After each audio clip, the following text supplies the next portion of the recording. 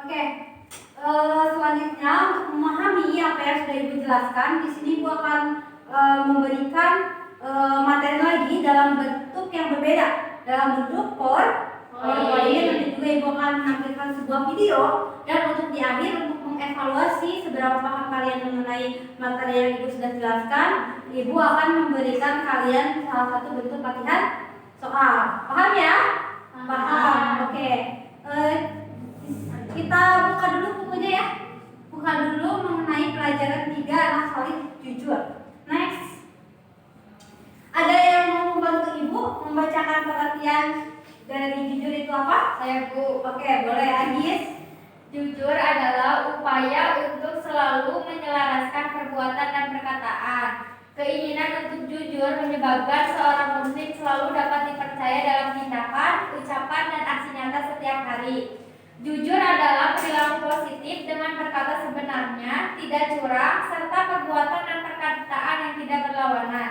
Perilaku jujur menyebabkan muslim memperoleh kepercayaan lingkungan sekitar. Oke, jadi kesimpulan dari pengertian jujur ini merupakan upaya keselarasan antara perkataan dan perbuatan. Intinya seperti itu ya. Oke, next. Selanjutnya di sini ada manfaat dari kita bersikap jujur. Ada yang mau bantu Ibu membacakan? Aku. Oke, boleh Rina. Pergaulan yang makin luas, bersaudara dengan orang jujur cenderung menyenangkan dan tidak menimbulkan rasa khawatir. Tidak heran jika persaudaraan muslim yang jujur sangat luas. Yang kedua, hidup damai dan tentram, yaitu terbiasa jujur akan menumbuhkan sikap saling percaya, peduli, dan menghargai. Hasilnya hidup selalu terasa damai dan tentram. Yang ketiga yaitu memperoleh ridho Allah Subhanahu wa taala, yaitu perilaku jujur sesuai dengan perintah Allah Subhanahu wa taala dalam Al-Qur'an. Tak heran jika muslim jujur tidak jauh dari ridho Allah Subhanahu wa taala. Oke, jadi di sini ada salah satu ya. Kita ambil 3 poin dari manfaat jujur. Yang pertama, pergaulan yang semakin luas. Karena siapa sih orang yang agak akan percaya sama kita kalau kita jujurnya sifat jujur. Jadi orang pun pasti akan mendekati ya. Ya. Oke, yang kedua hidup damai dan tentram. Dan yang terakhir memperoleh ridho dari Allah Subhanahu wa taala. Next. Nah, di sini ada ciri-ciri dari orang yang memiliki sifat jujur. Boleh bantu bacakan? Aku. Oke, boleh menyanyi. Ciri-ciri jujur: berkata benar, bertindak sesuai dengan yang dipikirkan, berkata benar, kesesuaian perkataan dan perbuatan, memberikan kesaksian dengan adil, mempercayai dan membenarkan ajaran Allah dan Rasul-Nya, taat perintah dan larangan Allah, tidak ingkar janji. Oke, next. Nah, di sini Ibu akan memberikan beberapa jenis jujur. Jujur ini ada beberapa jenis ya? Ya. Ada 4. Ya, siapa aja yang pertama? Jujur pada diri sendiri. Kedua. Jujur dalam berkata. Ketiga.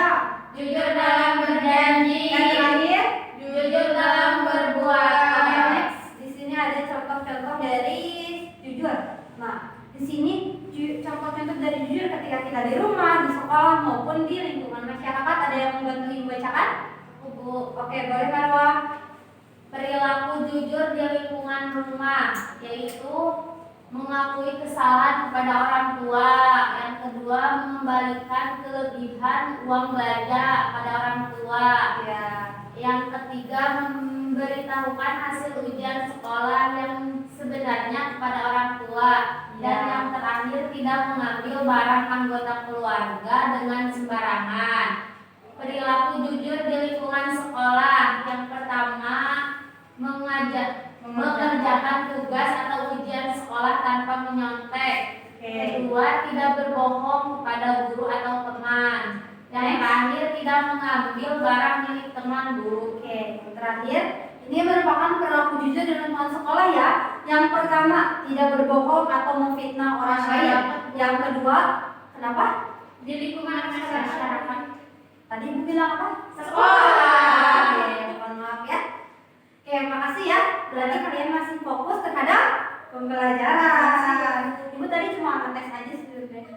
Yang kedua, mengakui kesalahan lalu lintas. Yang ketiga, tidak menyuap polisi ketika ditilang. Yang terakhir, mengembalikan uang kembalian belanja yang berlebih. Next, Sama Bu nyuap polisi. Jadi Bu yang terakhir. ya sama sih, ibu juga suka nyuap. Kalau udah ke polisi, sama aja. Berarti kita belum termasuk orang-orang yang jujur yang potong dikit-dikit. Saya juga sih. Oke, sekarang kita simak. Ini ada kisah tentang kejujuran dari seorang pemulung, anak pemulung ya. Diambil dari YouTube nih, Ibu nih. Oke, boleh? Perhatikan ya dalam sama video itu. Cerita anak pemulung yang jujur. Setiap hari Jaka mendorong gerobaknya sambil mencari barang-barang bekas yang masih bisa dijual. Jaka terpaksa putus sekolah dan menjadi pemulung untuk membantu ibunya yang sudah tua. Sedangkan ayahnya sudah lama meninggal. Menjadi pemulung tak menghilangkan sifat baik Jaka yang suka menolong sesama. Jaka tak segan-segan menolong anak-anak sekolah untuk menyeberang jalan. Jika kebetulan Jaka melihat di dekatnya ada yang mengalami kecelakaan, ia langsung berlari untuk menolongnya. Tak jarang pula Jaka membantu mengatur lalu lintas yang sedang macet dengan menjadi Pak Oga dadakan. Tapi ia tak pernah meminta bayaran dari para pengendara. Baik hati ya. Suatu sore, Jaka mendorong gerobaknya memasuki kompleks perumahan. Ia menyadari banyak mata yang menatapnya dengan curiga. Sudah terbiasa bagi Jaka menghadapi orang-orang yang tak menyenanginya. Bahkan, ia pernah dicaci maki oleh seorang warga yang tak senang tempat sampahnya diacak-acak pemulung. Padahal bukan Jaka yang melakukannya. Jaka terus berjalan mendorong gerobaknya. Seorang ibu yang sedang berjalan di depan Jaka tak menyadari jika dompetnya terjatuh. Jaka berteriak mencoba memberitahukan, tapi wanita setengah baya itu tak mendengar dan terus berjalan. Jaka berlari mengambil dompet yang terjatuh. Kemudian mengejar pemilik dompet dan menyerahkan dompet itu kepadanya. Plak-plak, tangan wanita itu menampar pipi Jaka dengan keras. "Kamu pasti copet," kata wanita itu marah. Jaka mengusap pipinya.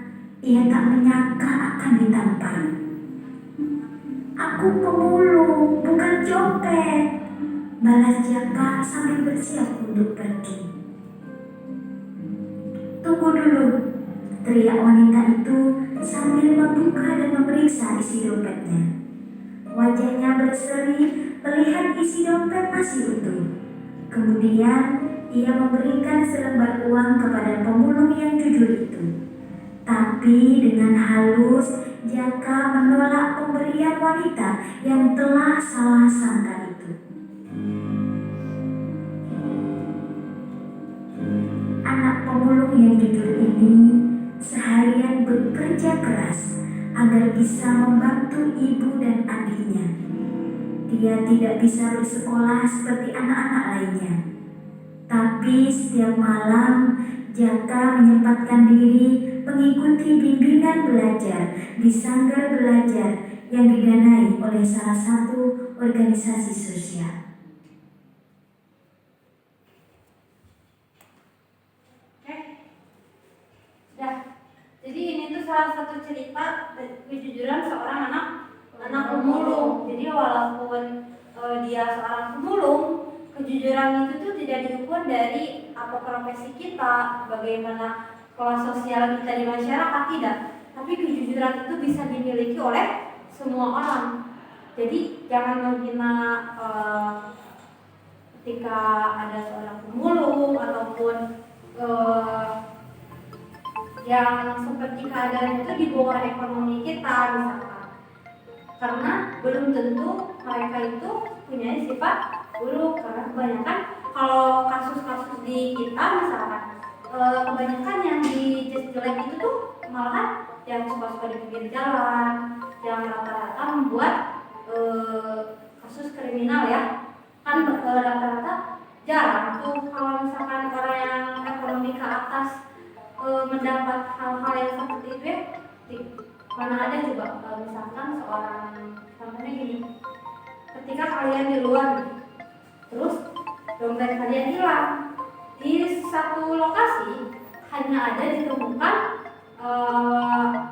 tukang sapu-sapu di taman misal. Terus yang satunya lagi dia adalah seorang dokter misalnya, yang sedang bermain bersama keluarganya. Mungkin ketika kalian di taman itu, kalian pasti menyangka dompet kalian hilang dan ditemukan oleh siapa? Tukang sapu. Tukang sapu kan? Padahal belum tentu hilang karena tukang sapu itu. Iya. Jadi jangan menilai kejujuran seseorang itu dari luarnya saja. Pokoknya jangan menilai orang itu dari luarnya saja. Oke, next. Kita udah tadi udah kalian pahami materinya, sudah Ibu kasih contoh juga mengenai suatu kisah. Nah, selanjutnya Ibu akan memberikan latihan soal. Di sini ada 5 soal Google Form yang harus kalian jawab ya.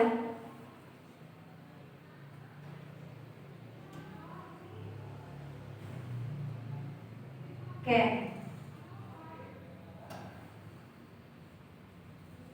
Jadi nanti Google Form ini merupakan salah satu tugas kalian ya. Iya. Dalam mengerjakan atau dalam mengevaluasi seberapa paham kalian terhadap materi yang Ibu jelaskan. Oke, berhubung waktu kita tidak banyak, Ibu tugaskan saja penugasan Google Form ini. Nanti kita akan kembali bahas bersama. Baik, Bu.